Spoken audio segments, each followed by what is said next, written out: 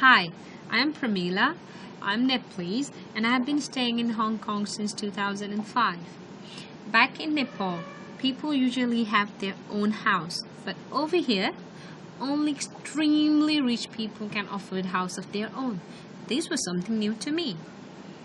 As I walked around the city, I could see the tall and huge buildings all over me. For me, those buildings looked as if they were Lego toys. I imagined living in there would be more spacious. But I was surprised when I first stepped into my parents' apartment because it had the smallest living space I could ever imagine. Later, I realized space we have in our apartment is known for Hong Kong. And there are even more small cubicle flats, like boxes where people live in.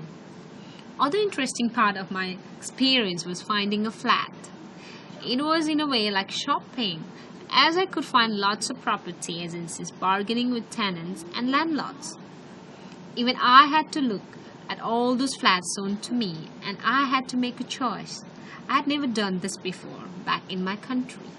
That is why this experience was quite challenging, exhausting, but at the same time it was exciting.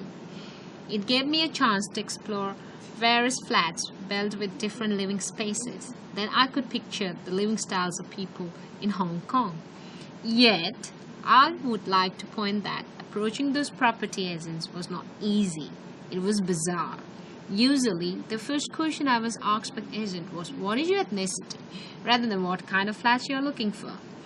If I happened to be a non-Chinese, which I am, they would reply back with the strangest answers ever. First, landlords don't want non-Chinese tenants. We don't sell apartments to non-Chinese like Pakistanis, Nepalese, Indians, so on.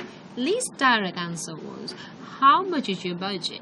Because we only have partner ranging Hong Kong dollar 13,000 and up. So sometimes all those property agencies which we could find everywhere would narrow down to one or few. The question remains in my head is why? Although this experience may sound strange to most of Chinese people in Hong Kong, but for non-Chinese, it's a common scenario while searching for a new flat. I'm sharing my experience to voice out and request everyone out there, both Chinese and non-Chinese in Hong Kong, to not be prejudiced.